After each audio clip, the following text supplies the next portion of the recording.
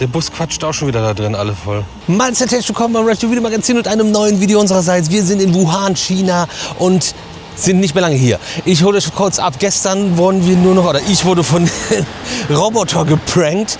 Also der Vlog war einfach vorbei. Wir haben da vergessen, irgendwie noch was zu erzählen, weil nicht mehr viel passiert ist. Wir sind zurück zum Hotel gefahren, was sich hier befindet. Das kennt ihr ja schon, das haben wir euch gezeigt. Das haben wir euch ausführlich gezeigt.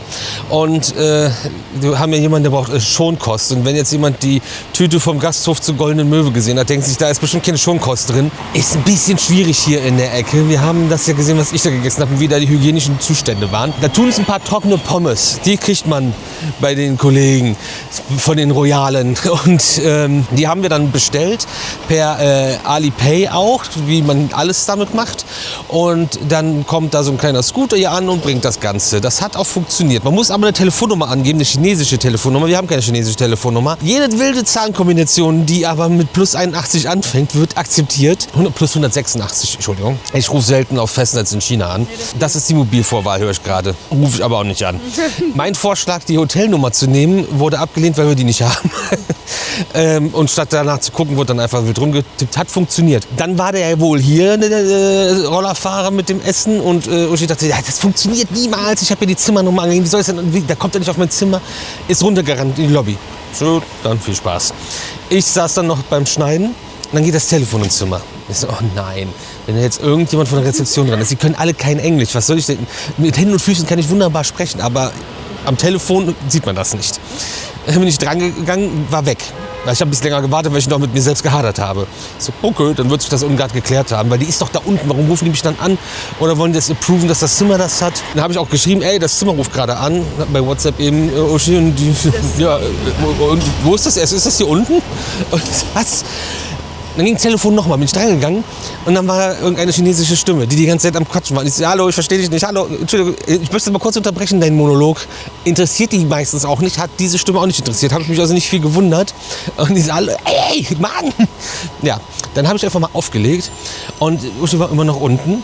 Und ich so, Moment mal, vielleicht hat das jetzt jemand vor die Tür gestellt und die wollten uns Bescheid sagen. Ich mache die Tür auf und dann steht da ein Roboter vor der Tür, der genauso weiterquatscht. Der Roboter hat mich angerufen und mich vollgesülzt und hat mich dann weiter vollgequatscht. Und dann drückst du, dass der aufgehen soll, dann geht der Robby auf, dann kannst du eine Tüte rausnehmen, dann geht das wieder zu und dann haut die auch quatschend wieder ab und fährt wieder in den Aufzug und fährt wieder weg und ist weg. Das war ein wildes Erlebnis, das nochmal aufgearbeitet von gestern. Jetzt stehen wir hier in Wuhan vor unserem Hotel, fahren jetzt zur Railway Station mit dem Didi eine Viertelstunde und dann schmeißen wir unsere Schwellkörper über 4 Stunden nochmal in einen Schnellzug und fahren von hier runter nach Shenzhen. Das ist der nächste und finale Hub in China. Das ist nicht das Finale der Tour, es geht noch in weitere Länder, oder ja, es geht in weitere Länder und für die Tour geht es noch in ein weiteres Land. Was das ist. Wer nicht auf Insta unterwegs ist, kann ja mal mitraten. Genau, das ist erstmal so Stand der Dinge jetzt.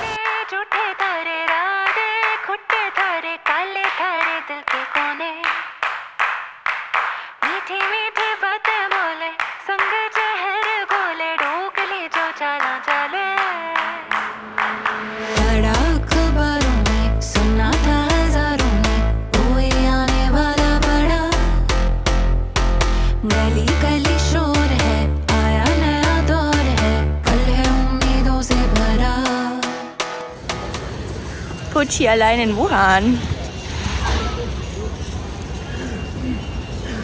Wir sind jetzt angekommen am Wuhan-Bahnhof, High-Speed-Bahnhof. Erstmal habe ich dann, man muss ja den Pass am Anfang einmal zeigen.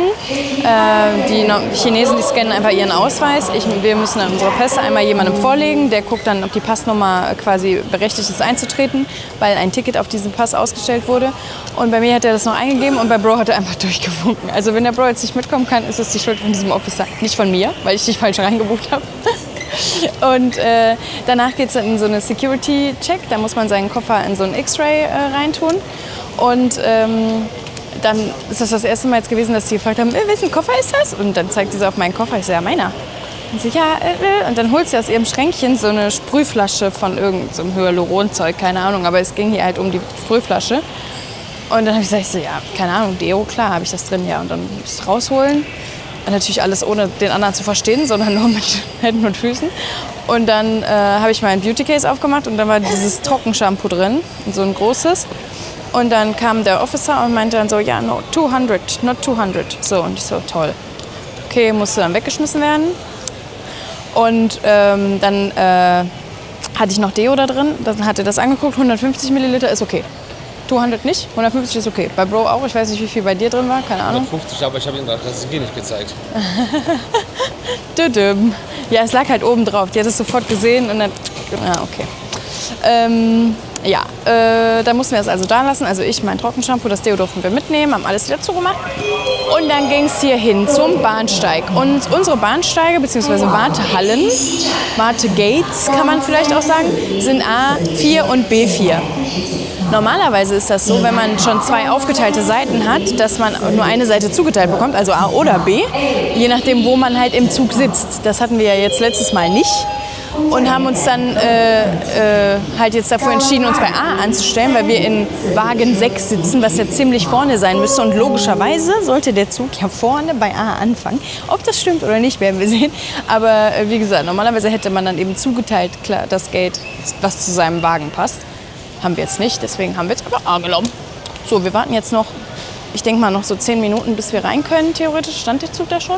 Hast du das schon gesehen? Nee. Okay, noch nicht gesehen. Ja. Und startete hier? Ach so, ja, weiß ich nicht. Stimmt. Ich glaube nicht. Stimmt, dann müssen wir länger warten. Wir sehen mal. Heute müssen wir leider im Bahnhof auf ein Salmonellenfrühstück verzichten. Oder einer von uns beiden. Weil hier gibt's nichts. Hier gibt's nur Geschenkläden. Also ein paar Drinks aus dem Kühlschrank gab es jetzt noch, aber sonst nichts. In dem anderen gab es alles und sonst gab es auch immer alles. Und jetzt gibt es hier nichts. Was ist das denn? Ich habe noch nicht gefrühstückt. Aber im Zug verkaufen die ja auch verschiedenste Sachen. Aber das hat mich gerade ein bisschen gewundert. Es gibt halt so gar nichts.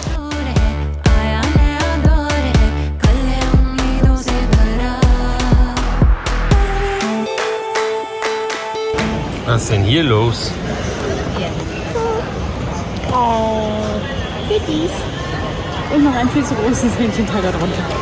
Was ist die ganzen Gewürze weg? Ganz So, guck mal. Was wir dann entdeckt, ist irgendwie so eine Art Food Court gewesen, der nicht ausgeschildert war. Lecker.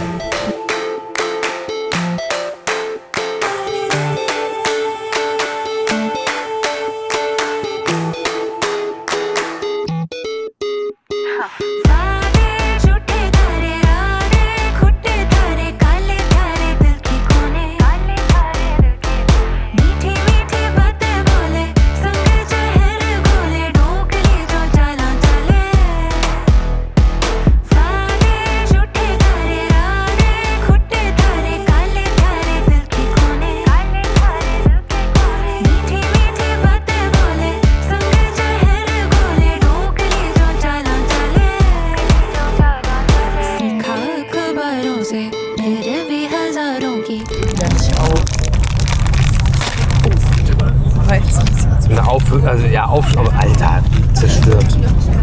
Ich wollte die glücklichen Menschen sehen.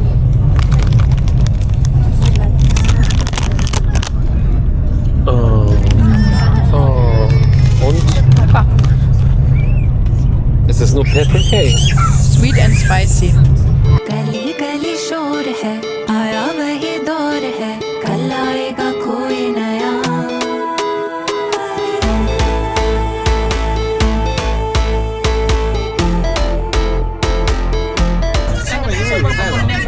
Das geht die ganze Zeit so, ne? Also es ist wirklich nicht übertrieben. Es ist echt einfach ununterbrochen ein Palaver. Es ist ja im ganzen Land schon ein Palaver, aber dieser Zug heute, der hat irgendwie, der bringt es auf die Spitze. Also selbst von Peking nach Wuhan war nicht so ein, also jetzt ist wirklich...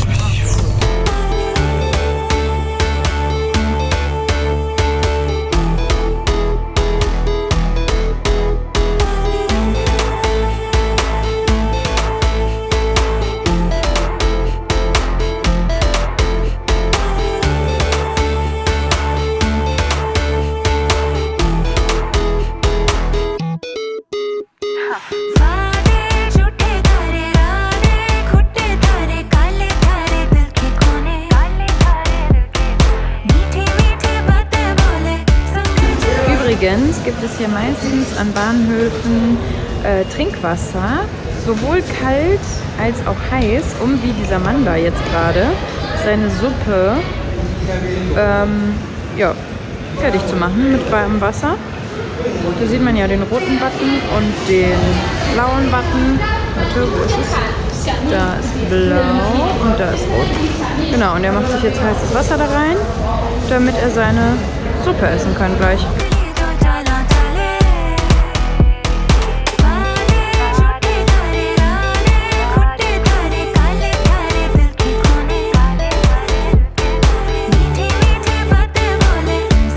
Peoples, wir machen das, was wir am besten können. Wir improvisieren. Ich habe mal geguckt, wo Uschi das Hotel jetzt genommen hat. Und dann habe ich geguckt, wo die meisten Parks sind und habe festgestellt, Uschi hat das nicht gemacht. Und da haben wir jetzt im Zug umgeplant, haben ein anderes Hotel in einer anderen Stadt genommen. Bis auf eine Nacht in Shenzhen, aber erst zum Schluss. Und jetzt 4 Nächte, 5, ich habe keine Ahnung, in Guangzhou oder was auch immer. Das klingt für mich alles gleich. Und was? Guangzhou. Guangzhou. Buschung hast du gesagt. Das sage ich ja. Guck, auskennt tut er sich wohl. Und dann habe ich gefragt, ja, fahren wir denn nicht da durch, wenn wir jetzt von Norden nach Süden fahren? Dann müssen wir doch da vorbeikommen. Nein, wir fahren voll weit rechts dran vorbei. So, dann kommt 5 Minuten bevor es rausgeht, so eine Durchsage, dass es rausgeht und dann läuft durch der nächste Bahnhof. Und ich so, ich kann das zwar nicht aussprechen, aber ist das nicht da, wo wir raus wollen? Also wo wir hinwollen, wo wir jetzt noch mal eine Dreiviertelstunde fahren und dann 1:20 wieder hinfahren? Ja, Sollten wir dann nicht aussteigen? Also es ist nicht exakt der Bahnhof, wo wir hingefahren wären, aber wir sind jetzt schon in der Stadt, wo wir hinwollen. Und unweit eines Freizeitparks mit ein paar spannenden Achterbahnen, die wir heute besuchen wollen. Und das haben wir dann jetzt gemacht. Wir sind auch rausgekommen. Wir konnten mit 2 € Stornierungsgebühr den anderen Zug zurück stornieren und haben das Hotel geswitcht. Und das hat auch noch funktioniert. Also alles im Lot irgendwie. Nur, vielleicht soll ich den Laptop noch runterfahren, weil ich habe den nur zugeklappt und in den Koffer geschmissen. Wahnsinn. Wahnsinn.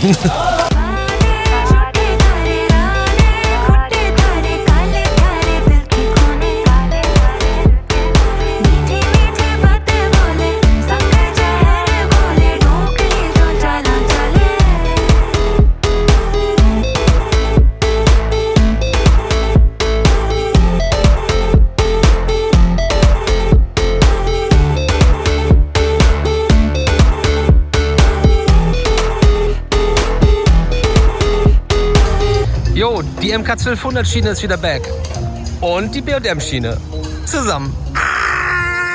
Wir sind angekommen im Shanglong Paradise. Ein Park, der irgendwie einen Wasserpark und einen Zooteil noch dran hat.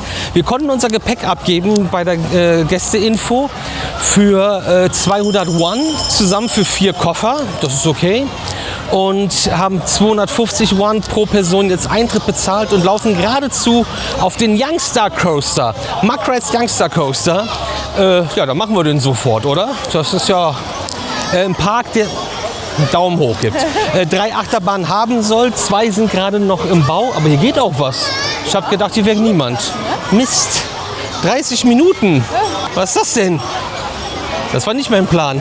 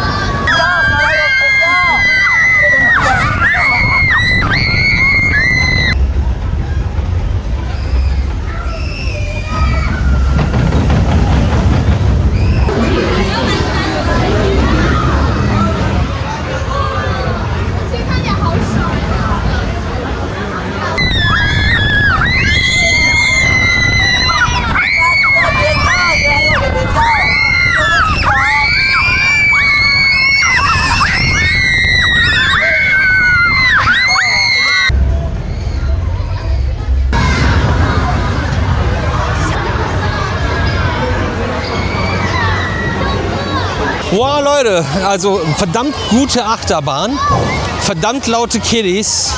Ja, No Water Place, das ist jetzt irgendwie auch wieder Quatsch. Also der Shoot the Cute ist aus, das Boot hängt auch in der Luft. Der Youngster Coaster war schon mal richtig gut und das ist der neue Shoot the Cute. Hä? Es ist zweimal die gleiche Attraktion, nur in neuer und moderner und thematisiert und Plastik. Hä? Jo, Alter.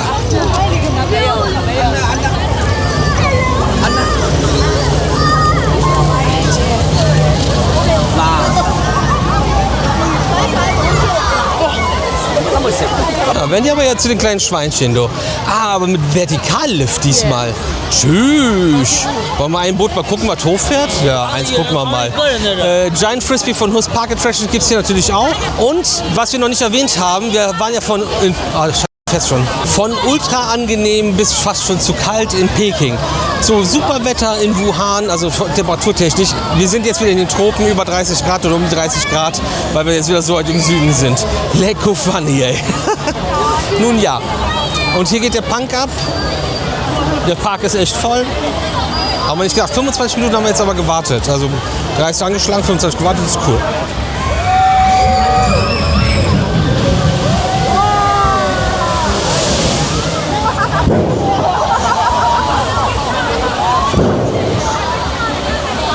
Der Herrschaftszeiten. Wenn ich schon am Erzählen bin und am Zusammenfassen bin, dieser Park hat 3 Achterbahnen und 2 bauen sie gerade, weil der irgendwie so ein komplettes Reopening aktuell erlebt. Und gebaut wird gerade ein W-Coaster von Jimma Rides. Ich habe keinen blassen Schimmer, was das sein soll. Und auch ein, wie nennt man's, Dive Coaster von B&M bauen sie gerade auch. So, jetzt bin ich aber gerade irritiert, weil das so lost aussieht. Aber wie das, was wir brauchen. Aber das heißt wieder nichts. Also es sieht aus wie eine B&M-Schiene. Müsste aber theoretisch die Jimma-Achterbahn sein, der Launch Coaster ist, wo der Zug aussieht wie von Intermin. Alles verwirrend. Mal gucken. 4D, da stehen sie an. Alter, okay, das Ding fährt doch, der Launch Coaster. Es ist wirklich wild. Wirklich wild. Wir müssen auch gleich dringend über die Schiffsschaukel reden. Ja.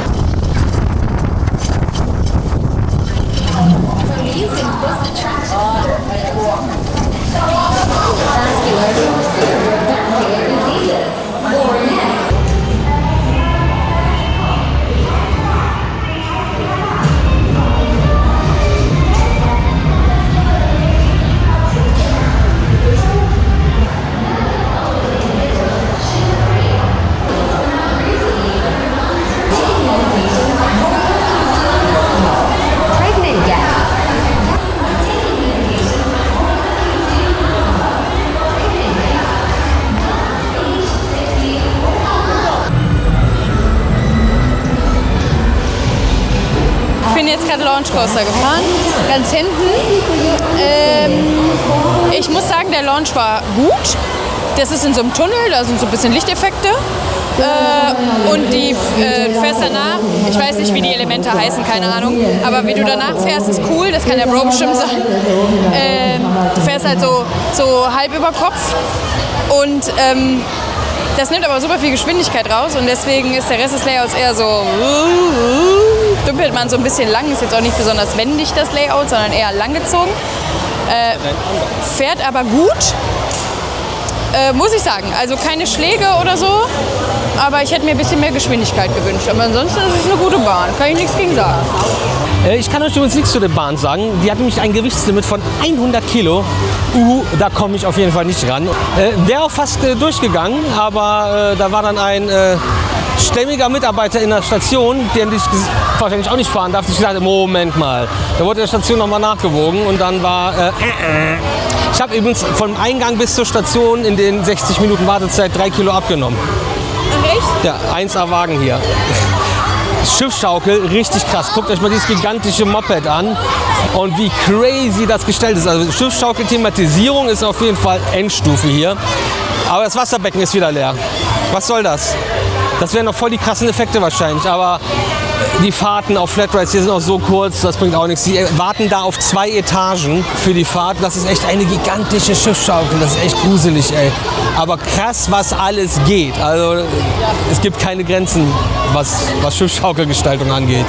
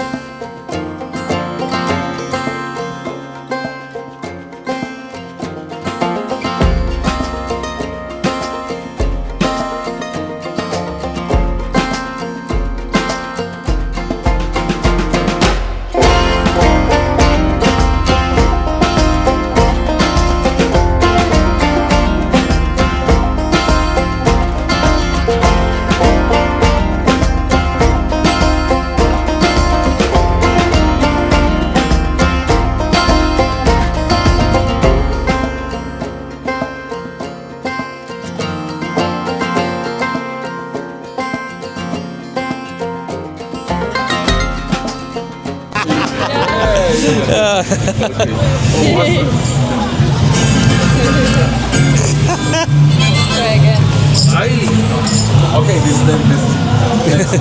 okay, besser. Liebe Grüße. Liebe Grüße, ciao.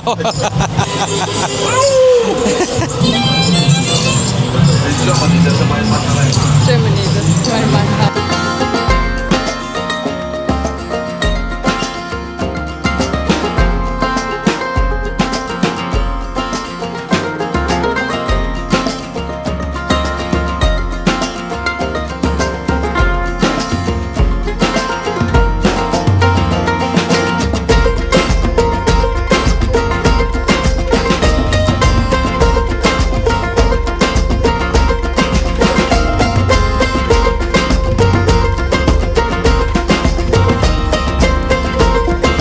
Wir stehen in der nächsten Warteschlange des Todes.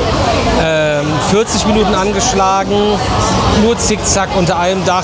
Draußen sind 20 Grad weniger, auch wenn hier Ventilatoren laufen. Aber nach Lane 1 kommen erstmal 5 Lanes mit Bank. Das ist schon mal ganz gut und dahinter kommen auch noch mal welche, bis auf die letzte, damit die sich dann schneller bewegen. Das wird dann auch noch mal gestaffelt immer eingeteilt und dann wird man zugweise aus der Lane erst in die Station gelassen, damit das alles noch länger dauert. Aber hier habe ich noch keine Aufwärmübung gesehen, wie gerade beim Launch Coaster zuvor. Aber hier die Bahn bricht bei 100 Kilo auch nicht zusammen.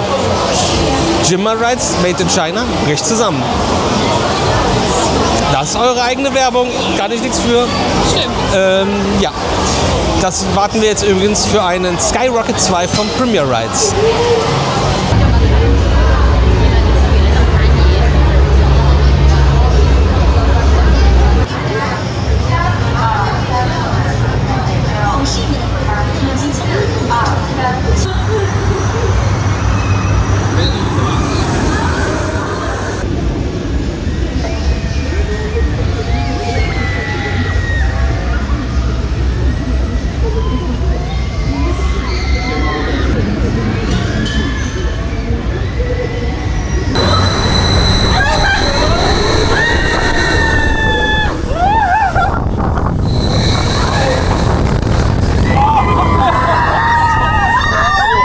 Oh, es dauert noch ein bisschen mit dem Dive Coaster.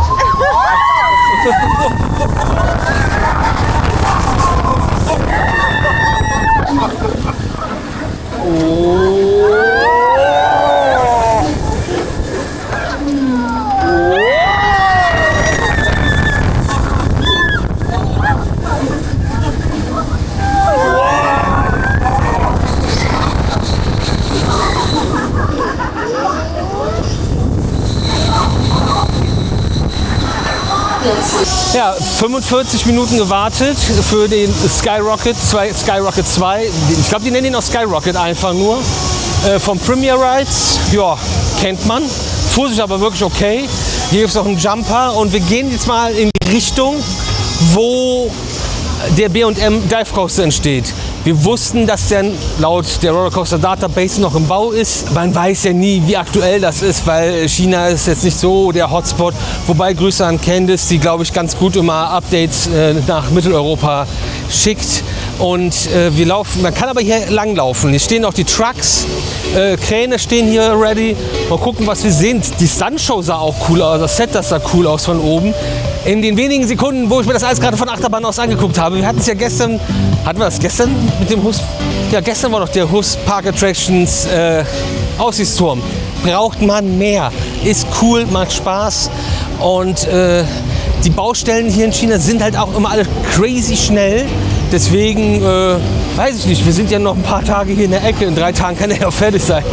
Aber glaube ich jetzt auch nicht. Also der Lift ist noch nicht mal am höchsten Punkt. Aber haben wir jetzt die Show verpasst? Man weiß es nicht. Ja, wir laufen mal ein bisschen rum. Ach, so weit kommt man gar nicht, wie ich dachte.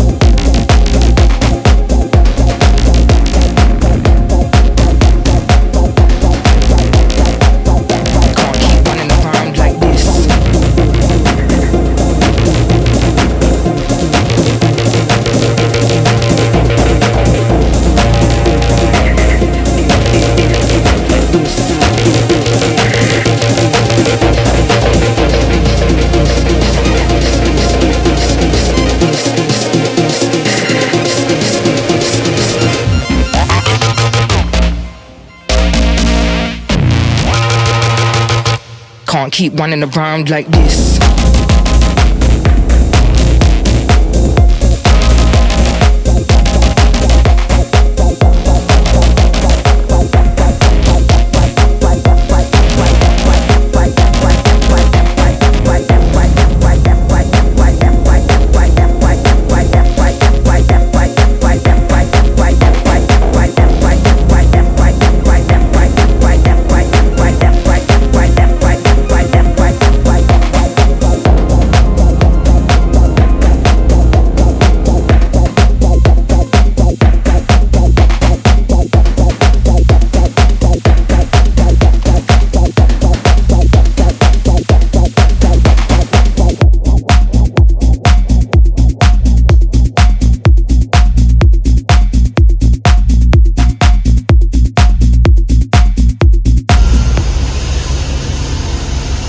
Die neue Haarglanzwäsche in der Tube. Und schau mal, Ah ja. wo haben die das denn her? Wir kamen hier gerade an einer Showbühne vorbei, wo ich gerade noch eben gesagt habe, sieht aus wie ein cooles Stuntshow-Set. Und da wurde gerade live gesungen. Und wir so, um 16 Uhr geht doch erst die Show los, wir haben 10 vor. Und das war einfach nur das Einheizen von dem gleichen Cast, der dann auch die Show macht. Eine Stuntshow, also Parkourläufer, Breakdancer, BMX-Fahrer. Und das wird wahrscheinlich... Ich kann nichts erzählen und wir gehen irgendwo. Überall ist was Neues. Also auf jeden Fall dürfen wir der Anni die Show nicht zeigen, weil die haben live Gesang, Tanzen in einer Stuntshow. Meine Stuntshow versaust du mir nicht.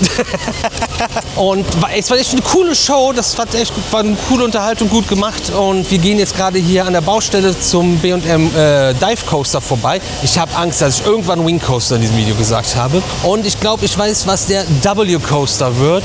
Denn hier ist irgendwie, das sieht aus wie ein Flume, aber irgendwo ist da unten jetzt auch wieder eine Schiene. Das bauen sie also auch hier. Und ein Stück weiter haben sie einfach ein Foto von ihrem Lounge Coaster genommen. Naja. Und Uschi ist jetzt traditionell erstmal was essen. In der Wokpfanne hier. Das sind aber voll die coolen Fotosets, ne? Das ist schon nice. Das gibt's ja auch voll oft. By the way, sind wir beim Ausgang noch an einer weiteren Baustelle vorbeigelaufen und die bauen offensichtlich gerade einen Topspin auf, so wie das aussieht. Auf jeden Fall auch ein gebrauchter. Ich weiß nicht, ob der hier im Park umgesetzt wurde oder ob der woanders herkommt. Das ist natürlich immer ein bisschen unklar. Es hat ein bisschen getröpfelt, der Himmel ist grau, die Bumpercars sind voll.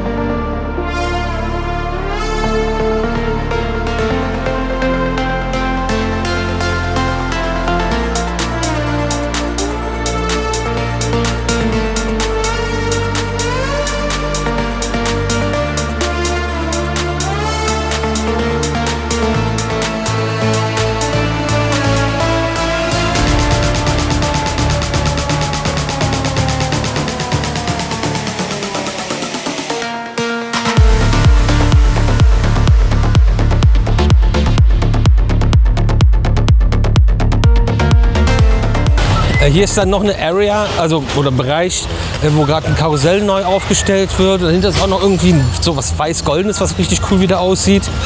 Der Park erlebt ja irgendwie so eine Reunion aktuell und wird wieder neu aufgebaut oder was auch immer. Wo habe ich das denn schon wieder gelesen? Ich habe keinen blassen Schimmer. Aber das tut ihm, glaube ich, ganz gut, weil das ist echt ein hübscher Park. Also, vor allem jetzt mit dem Dive Coaster und dem anderen Ding hat er auch ein cooles Portfolio. Ist halt jetzt in dem Umbruch noch ein bisschen wild, wussten wir aber vorher. Aber ich weiß jetzt nicht, wie oft ich hier in Guangzhou vorbeikomme. Naja, das werde ich auch nie erfahren, weil ich nie weiß, wann ich wo bin. Jetzt gibt es hier noch Creepy Circus. Da gehen wir jetzt, glaube ich, mal rein. Das wird wahrscheinlich wieder eine Maze sein. Was haben die mit ihren Mazes?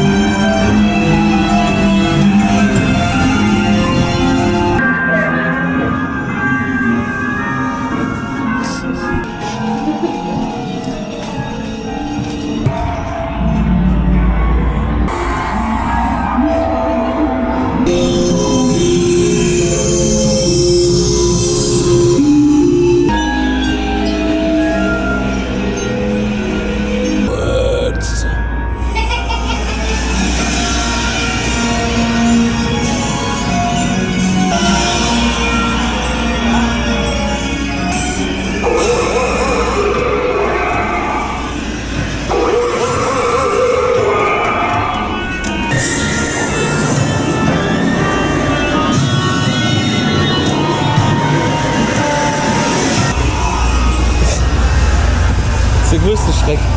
So. Und zwar waren wir ja jetzt bei Creepy Circus. Eigentlich starke Maze, starke Gestaltung. Riecht alles irgendwie noch sehr neu und man hat gesehen, dass es Erschrecker geben könnte. Also es gab halt viele Punkte, wo man dachte, da ist jetzt so ein kleiner Vorhang oder wie hinter so einem Bild oder so, was dann so hoch oder runter klappt, ne? Kennt man ja. Aber leider waren da keine. Es gab nur einmal so ein Knallen, irgendwie so ein Effekt und das war's eigentlich. Und irgendwie so ein random Mitarbeiter, der einem nach dem dritten Raum irgendwie winkt und sagt, wo man lang gehen soll. Das habe ich nicht ganz verstanden. Das ist übrigens kein Mikrofon, aber ich finde das besser so. Ja, was machen wir jetzt? Wir gehen weiter Richtung Ausgang wahrscheinlich. Gucken, ob wir noch dieses komische Immersive Tunnel Ding vielleicht finden. Soll es hier geben laut Dark Ride Database. Ob das so ist oder nicht, werden wir prüfen. Und ob wir das fahren oder nicht, werden wir prüfen anhand der Wartezeit. Wir sehen uns später. Noch gar nicht erzählt, hier war einer, so eine Einmannband und der hat es kurz angesprochen und dann hat der auf einmal mit uns Deutsch gesprochen. Das war etwas irritierend und das liegt daran, also das liegt nicht daran, aber er kommt aus der Ukraine, deswegen kann er halt auch Deutsch. Ich habe eben das Mikro hier dran gemacht, das darf ich aber nicht. Das macht Löcher und lässt die Blume hängen. Das hatten wir jetzt auch schon in mehreren Parks. Die laufen durch die Station und machen Fotos von den Leuten, wie sie im Zug sitzen und verkaufen die dann unten. Und in dem Park hier sogar schon ausgedruckt, was natürlich wieder total die Ressourcenverschwendung ist. Wir sind jetzt nochmal beim Launch Coaster vorbeigekommen und die stehen auch wieder beide Züge in der Station, weil so toll operated wird. Und hier ist der Track. Und der ist auf eine Viertelstunde runtergegangen. Und Uschi fährt jetzt nochmal. Ein Schelm, wer denkt, dass wir gedacht haben, dass nicht nur unten die Crew rotiert, sondern auch oben vielleicht rotiert und andere Ride-Ops hier stehen. Tun es nicht. Das sind die gleichen wie von vor ein paar Stunden. Dafür ist aber bei der Schiffsschaukel 2 Etagen war eben komplett voll mit Menschen, die fahren wollten. Es sind nur noch ein paar vorne am Gate. Das hat sich auf jeden Fall ziemlich schnell geleert jetzt, wo die ganzen Schulklassen weg sind, weil es war heute alles voll mit Schulklassen. Und jetzt geht die Fahrt los und hier werden auch noch On-Ride-Fotos geschossen mit dem Tele. Natürlich, wer hat das nicht kommen sehen?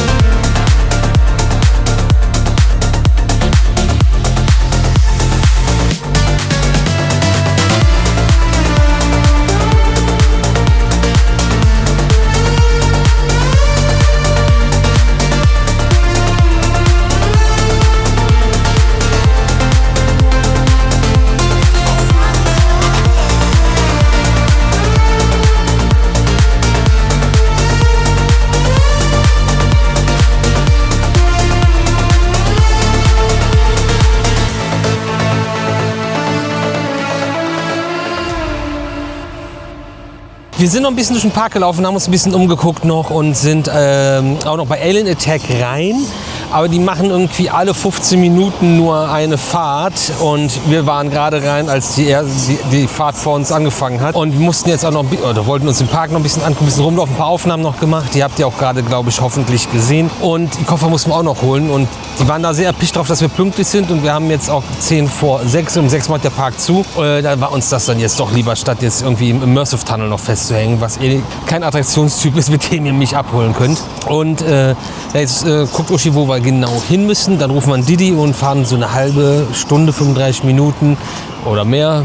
Ist jetzt wieder Rush Hour Time zu unserem Hotel. Und das zeigen wir euch jetzt gleich natürlich auch. Essen müssen wir heute noch was, außer das bisschen Fried Chicken heute Morgen zum Frühstück gab es nämlich noch nicht. Und ja, spannender Park, hat Potenzial. Man sieht da, wo sie jetzt neu angefangen haben, ist das richtig gut und richtig spannend.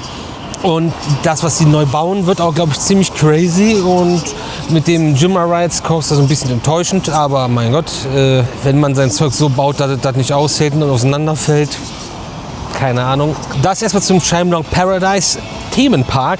Die haben irgendwie noch so ein Safari-Ding, die haben einen Zirkus, die haben einen Wasserpark und ein riesiges Hotel. Das ist ein crazy Resort.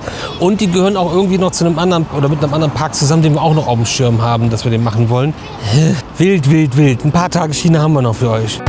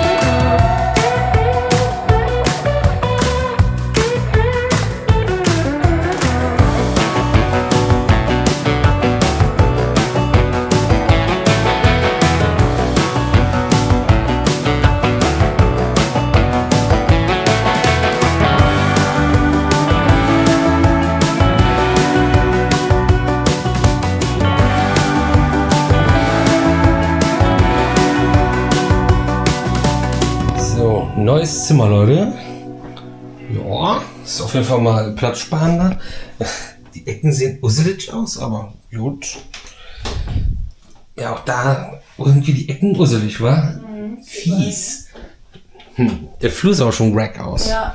Das Hallo. ist ganz schön abgebaut.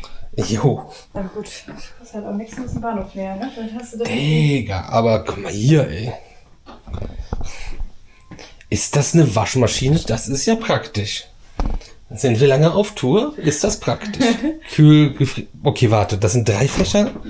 Kühlschrank, okay. Gefrierschrank, okay. Was ist das? Noch mehr Gefrier. Wieso ist das geteilt? Mann! Okay, die Couch, ich weiß nicht. Bisschen wack. Ein bisschen doof platziert hier. 2 große Betten. Tisch. Sehr geil. Hier ist wieder so ein Duftding und hier Feuerlöscher, Brandschutzdingen. Die ist schon ein bisschen... Ja. Aber Leute, ich vielleicht jetzt auch mit euch. Was geht denn da oben ab? Was ist denn da überhaupt noch? Das ist noch ein Bett, oder? Warum? Du hast das gebucht. Ja, ich hab. Also wir haben den Treppenhaus im Zimmer. Digga!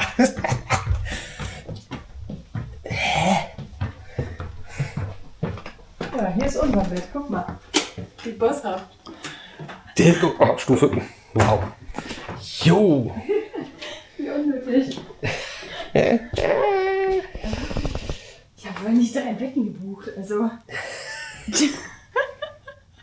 Ja, klar. Ich habe Angst, dass Jürgen Gevers jetzt aus dem Schrank kommt mit einem Rotkäppchen in der Hand. So, ich habe hier gerade jemanden rumschreien gehört. Wegen irgendwas Aussichtmäßigem. Dann gehe ich mal gucken. Jo, was geht denn hier ab? What? Boah. Nice. Okay, was wird hier gespielt im Stadion? Erstmal nichts, da wird gerade aufgebaut im Stadion. Digga. Da sind noch so Ersatzdinger. Das gehört auch zum Ofen. Das soll ein Das Ofen ist der sein. Ofen. Ja. Ah ja. Da tue ich meine Tiefkühlpizza drauf. Ja, aber die tust du danach auf keinen Teller, ne? Nein. Komm schon. Nee. Oh, was haben wir hier? Ach, Wäschekorb. Der fühlt sich ja fies an. Also. Das ist eine Steckdose im Schrank. Aber, also Leute, es ist wieder mal kein Besteck, kein Geschirr, nix dabei. Geht gar nicht auf wegen dieser Abzugshaube. Sollst du auch nicht. Ja. Nee, das ist echt nix, ne? Wie doof. Was für ein dumm. Dann braucht man das auch nicht. Ja, oder? Oh, Leute. Hä? So ein Schwachsinn. Wie diese Schlappen. Also beim besten Willen sehen meine Füße die nicht. Oder die sehen meine Füße nicht, besser gesagt. Pornography.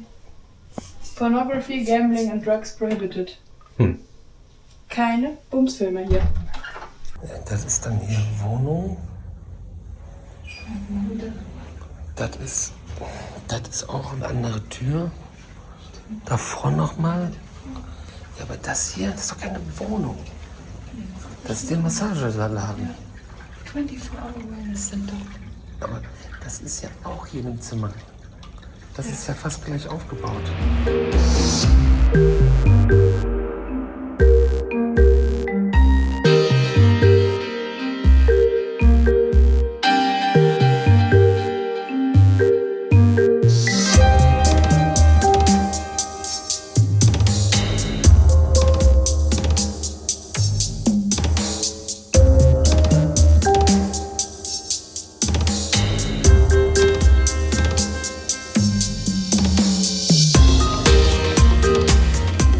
Wir haben jetzt eingecheckt, das ist ein bisschen komisch gewesen, weil das wie ein Ladenlokal am Straßenrand, so ein kleines und das hat ewig gedauert. Ich weiß, es war wohl, weil wir mit Karte gezahlt haben und nicht mit Alipay, aber Karte war für sie fein und dann wurde extrem viel Papierkram ausgedruckt, die Pässe kopiert und die Stempel von der Einreise kopiert und gemacht und getan und dann geht man zweimal ums Eck und dann kommt man in das Hauptgebäude und da ist auch noch mal eine Hotelrezeption, die aber keine Hotelrezeption ist.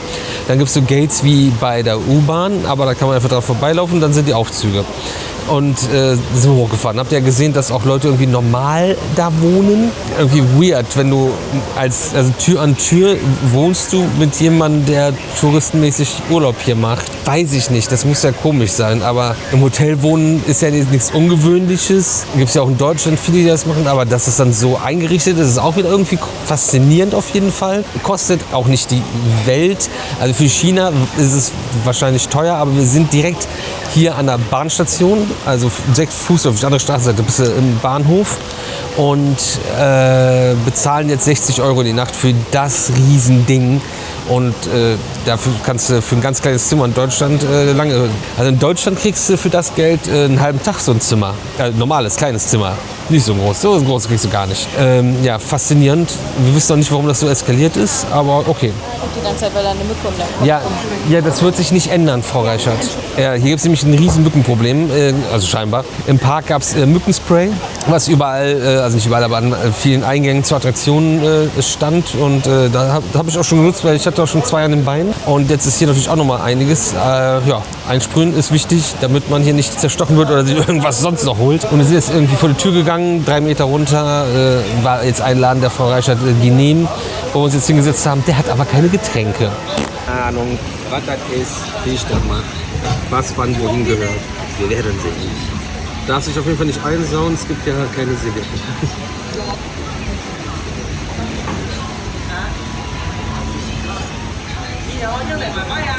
Eis? Scharf? Keine Ahnung was. Kartoffeln? Also die ist auch gerade erst da reingefallen. Kannst du einen Löffel nehmen. Ja, Kartoffeln, aber Überraschungskartoffel.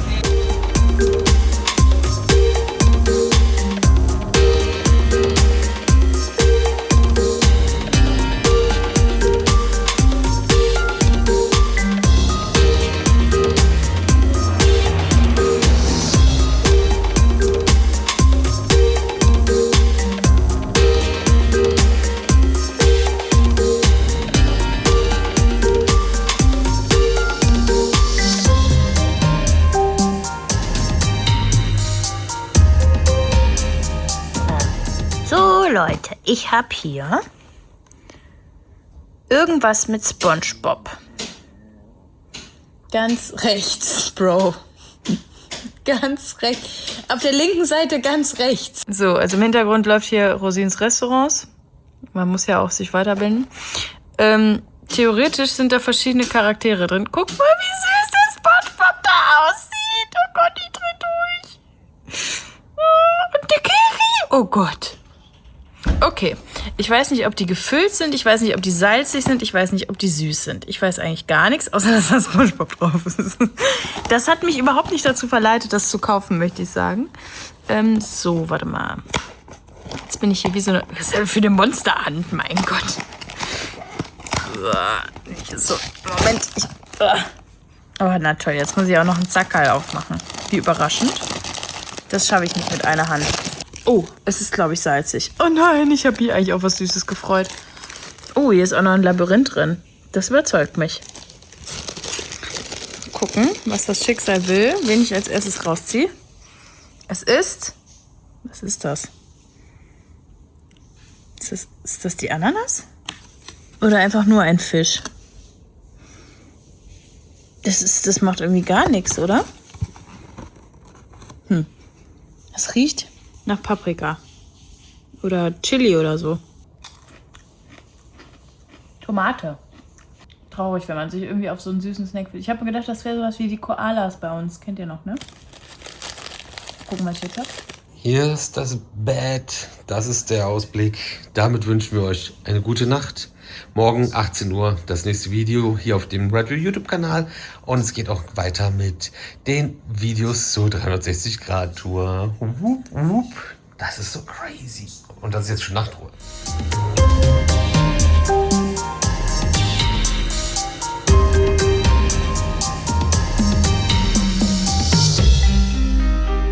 Guangzhou. Ihr habt es sofort erkannt, oder? Kleines Dorf hier im Süden von China. Guangzhou, Sunakland. Total dämlich. China, danke für nix. Züge sehen richtig scharf aus von vorne. Wie bei Disneys große Pause, die Kindergartenkinder. Weiß nicht, ob ich jemals sowas Schlechtes gefahren bin. Aber gestaltungsmäßig ist das wirklich das Unterirdischste.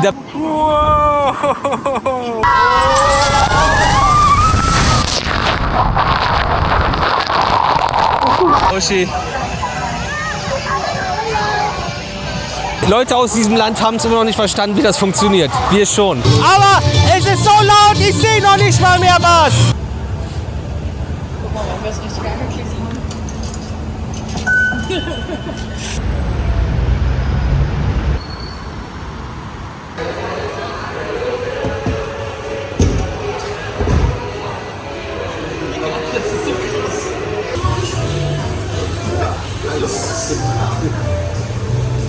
Erwarten Sie noch jemanden? Nee, das ist alles für mich.